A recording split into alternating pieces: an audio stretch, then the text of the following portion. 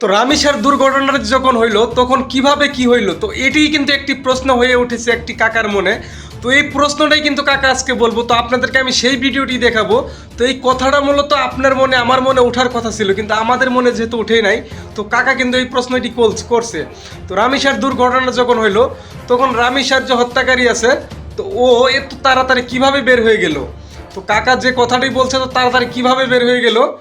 আর তার প্রশ্ন এইটাই যে এটা অবশ্যই পরিকল্পনাকারী একটি মানে চক্রান্ত করে তারা এই কাজটি করেছে, কারণ এত তাড়াতাড়ি বের হয়ে যাবে, আবার এত তাড়াতাড়ি কিভাবে গ্রিল কাটে। তো এই কথাগুলোই কাকা বলছে, চলুন আমরা দেখি দেরি না কইরা। আমার প্রশ্ন একটা, যেহেতু ওই গ্রিল গাইডটা কিভাবে আর কে সহযোগিতা করলো গ্রিল গাইডটা বের হয়ে যায়? কত সাহস, এত সময় পাইলো কিভাবে? এত সময় কিভাবে পাইলো? আমার কাছে প্রশ্ন এটা। পূর্ব পরিকল্পিত, অবশ্যই পূর্ব পরিকল্পিত। এত সময় নিয়ে গ্রিল বের আবার তার ওয়াইফ নাকি সে বাইরে যাচ্ছে। হ্যাঁ হ্যাঁ হ্যাঁ কিভাবে কথা চিন্তা করছে? আহা। ওর সাথে আরো আছে।